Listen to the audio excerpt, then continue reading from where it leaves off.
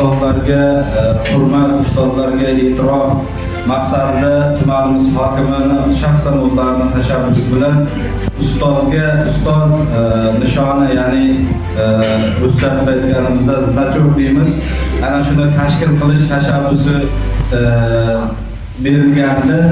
Ana shuni kecha tantanali topshirish marosimi bo'ldi. Bundan tashqari ustozlarga yetkazib berish vazifasi yuklandi. Albatta bu biz uchun eng katta e'tirof deb o'ylayman.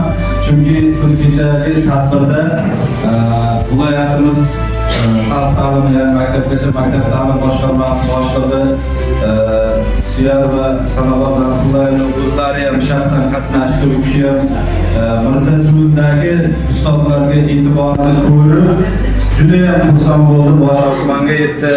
Mana shunday e'tibor boshqa tumanlarda ham, boshqa joylarda ham buni mas'uliyati ham bor. O'qituvchi, ustoz degan buyuk nima deydi, kasbni egallaganmizki, mana shunday tuman hokimimizni yoshlar ishlari bo'yicha, ta'lim, ijtimoiy soha bo'yicha o'rinbosarlari Ulug'bekga tashrif buyurgan. Men mamnuniyat bilan Ulug'bekga so'z navbatini bersam-da, marhamat Ulug'bekga.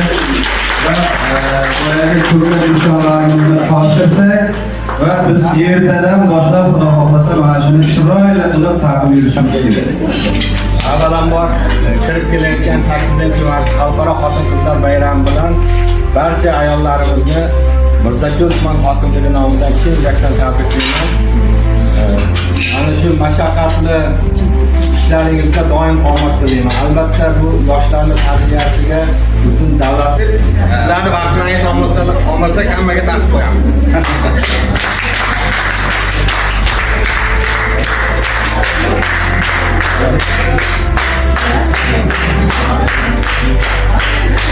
Mana